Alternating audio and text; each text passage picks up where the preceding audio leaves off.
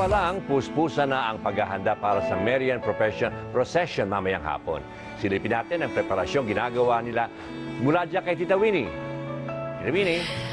Ariel, birthday nga ngayon ng ating Blessed Virgin Mary at narito tayo live and alive dito sa National Shrine of Our Lady of Lourdes. Dito lamang po sa May Retiro sa Quezon City. Nasa likuran ko ang mga kababaihang deboto ng Barangay Milagrosa ng Project 4 Quezon City na naghanda ng kanilang dance number para mamaya sa gaganaping prosesyon. Malaman nga po natin kasi kauna-unahan daw po itong magaganap dahil ito daw po ang tinatawag na, asa na ba yung title ni Re?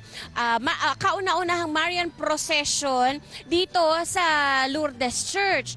Kasi ito daw po ang tinatawag na Procession de las Procesiones o yung The Processions of All Procession na nanggaling pa sa Intramuros, Maynila. Para sa mga detalye kasama natin ang chairman ng Marian Devotees of Rizal and part of the organizing team. Kasama natin si Richard Quiocho. Hi Richard, umagang kay ganda sa iyo.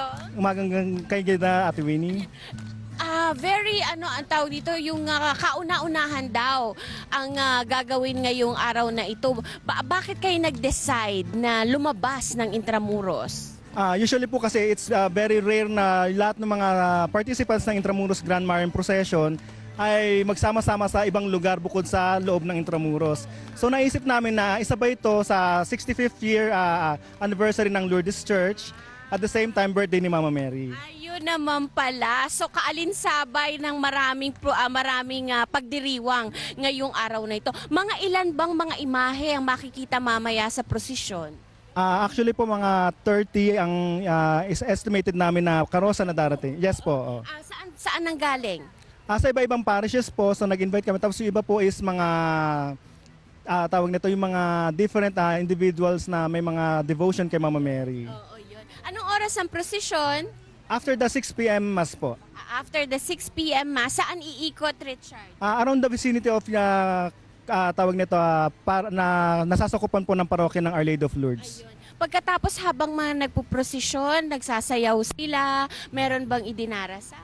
Yes po, parang nagiging panata po ng ibang mga deboto ng Mahal na Birhen na sumayaw. At the same time, yung iba po ay humihiling na gumaling sa kanilang mga may sakit, ganun po. Balikan natin si Tita Winnie mula pa rin dyan sa Retiro. Tita Winnie. Nasa National Shrine of Our Lady of Lourdes tayo, Ariel, dito sa Retiro, at makikita nga natin na ang bawat karosa na sasama sa Grand Marian Procession maya-maya lamang, mamayang gabi. Pagkatapos ng alas 6 na misa ay inaayusan na, nilalagyan ng mga bulaklak at kung ano-ano pa. Samantala, kausapin natin ang isang deboto, si Aling Mercy Cofreros Balucatin. Umagang kay ganda, Aling Mercy. Kay ganda. Gano'n na ho kayo katagal na deboto ng Birheng Maria? 1990s. 1990s. Paano nagbunsod sa inyo para maging deboto ng Birhen?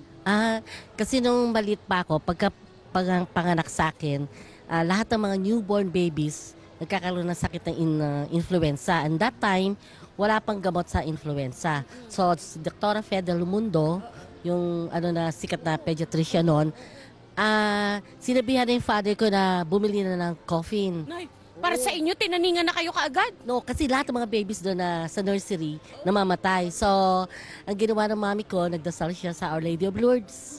Kaya, ako lang the only survivor na hinanap ni Dr. Fidel Mundo na surviving.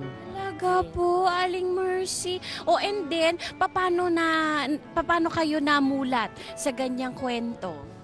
Ito ng nanay nyo? Oo. From that time on, pagka yung bata pa ako, naglalakad kami pagka piyesta ng Our Lady of Lourdes, February 11, ng penitential procession, nakapaa pa doon. Oo. And then, yung tumanda na kayo, meron pa rin ho ba kayong iba pang mga panalangin sa Birhen? Yeah, oo.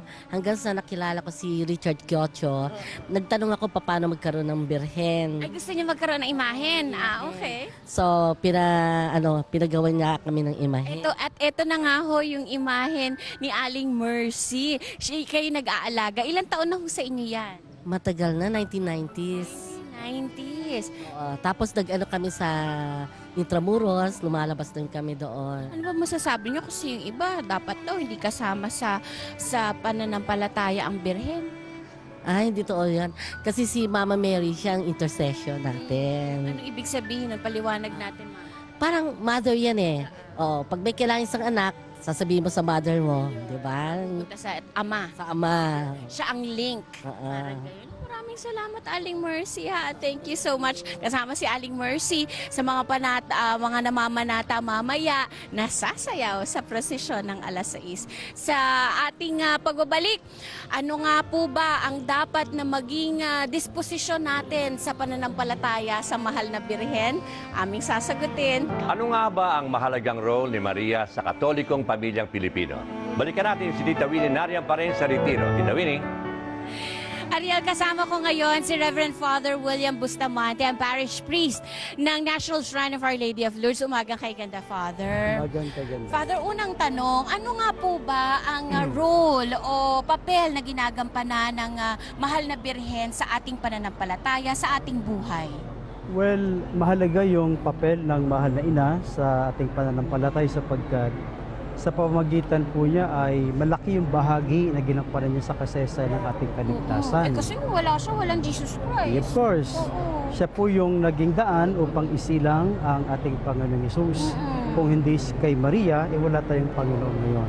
Kaya mahalaga yung papel na ginagampanan niya sa buhay natin bilang mga Kristiyano. Father, sa ating panalangin, bakit kailangan din tayo manalangin kay Blessed Virgin Mary? Well, mahalaga yung papel ng mahal na ina sapagkat siya tumutulong sa atin upang pakinggan ng Diyos ang ating mga dasal. Mailapit tayo sa Sapagkat alam natin yung nanay ay kumbaga mahalaga sa atin, lalo sa kanyang anak na sa Jesus. Kapag ang ina ang humiling, yun. ibibigay ng anak yung kahilingan natin. Last question, Father. Is today a holy day of obligation? Yes, tayo mga Katoliko po ay ngayon po ay obligasyon po natin na pumunta ng simbahan para magsimba. Father, panalangin naman po para sa ating mga manonood.